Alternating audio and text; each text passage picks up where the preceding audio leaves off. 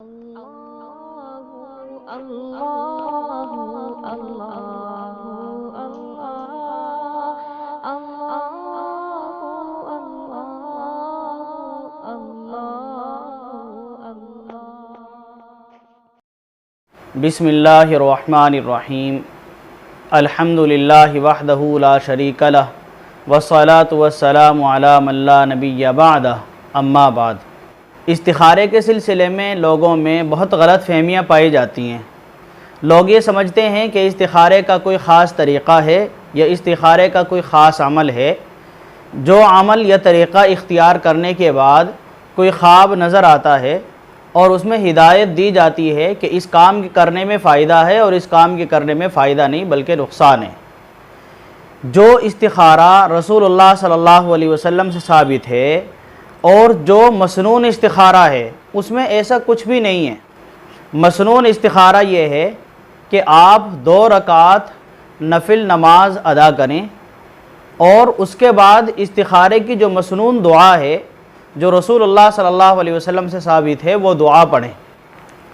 وہ دعا یہ ہے: اللہم انی استخیرک بعلمک واستقدرک بقدرتک واسألک من فضلک العظیم فإنک تقدر ولا اقدر وتعلم ولا اعلم وانت علام الغیوب اللہم ان کنت تعلم ان ھذا الامر۔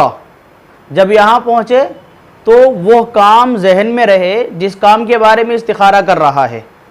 اللہم ان کنت تعلم ان ھذا الامر خیر لی فی دینی ومعاشی وعاقبت امری فاقدرہ لی ویسرہ لی ثم بارک لی فیہ وان کنت تعلم ان ھذا الامر شر لی فی دینی ومعاشی وعاقبت امری فاصرفہ عنی واصرفنی عنہ واقدر لی الخیر حیث کان ثم ارضنی بہ۔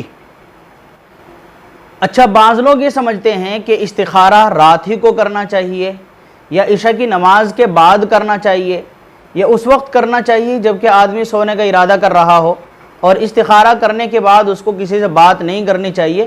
ایسا کچھ بھی نہیں ہے، جب بھی موقع ہو استخارہ کر سکتے ہیں، بس نماز کا مکروہ وقت نہیں ہونا چاہیے۔ پھر خواب نظر آنا بھی کوئی ضروری نہیں ہے۔ بعض مرتبہ خواب نظر آ بھی جاتا ہے اور عام طور سے خواب نظر نہیں آتا، بلکہ ہوتا یہ ہے کہ اس کے دل کا رجحان اس کام کی طرف ہو جاتا ہے جس کام میں اس کے لیے خیر ہے، جس کام میں اس کے لیے بھلائی ہے۔ کبھی ایسا بھی ہوتا ہے کہ دل کا رجحان بھی کسی ایک طرف نہیں ہوتا، بلکہ جو کشمکش پہلے سے تھی استخارے کے بعد بھی وہ کشمکش باقی رہتی ہے، تو اس سے پریشان نہیں ہونا چاہیے اور یہ نہیں سمجھنا چاہیے کہ استخارے کا کوئی فائدہ نہیں ہوا۔ استخارے کا فائدہ حاصل ہے، کیونکہ اللہ تبارک و تعالی بسا اوقات جس کام میں اس کے لیے خیر نہیں ہوتی اس میں ایسی رکاوٹیں پیدا فرما دیتے ہیں کہ وہ کام نہیں ہو پاتا۔ بعض مرتبہ انسان یہ بھی سمجھتا ہے کہ یہ اچھا نہیں ہوا ہے، اپنے علم کے اعتبار سے یہ سمجھ رہا ہوتا ہے کہ جس کام میں رکاوٹیں پیدا ہوئی ہے وہ کام ہی میرے لیے اچھا تھا، لیکن یاد رکھنا چاہیے کہ جو ذات ساری کائنات کا نظام چلانے والی ہے وہ زیادہ جانتی ہے کہ کس کام میں اس کے لیے خیر ہے، تو جس کام میں اس کے لیے خیر ہوتی ہے اسی کے راستے ہموار ہو جاتے ہیں، اور جس کام میں اس کے لیے خیر نہیں ہوتی اس میں رکاوٹیں پیدا ہو جاتی ہیں، وہ کام نہیں ہو پاتا۔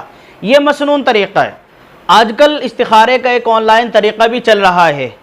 بعض لوگ اسٹوڈیو میں بیٹھے رہتے ہیں، فون ان کا چالو رہتا ہے اور ان کے پاس لوگ کال کر کے استخارہ کراتے ہیں۔ وہ 5 منٹ میں بتا دیتے ہیں کہ تمہارے لیے کون سا کام بہتر ہے، کون سا کام تمہیں کرنا چاہیے اور کون سا نہیں کرنا چاہیے۔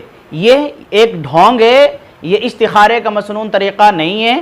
رسول اللہ صلی اللہ علیہ وسلم سے جو استخارہ ثابت ہے اس کا یہ طریقہ نہیں ہے۔ یہاں یہ بات بھی یاد رکھنی چاہیے کہ بعض لوگ اپنے کاموں سے متعلق دوسرے لوگوں سے کہتے ہیں، بزرگوں سے کہتے ہیں کہ ہمارے کاموں کے بارے میں استخارہ کر کے بتا دیجئے کہ یہ کام ہمارے لیے بہتر ہے یا نہیں ہے۔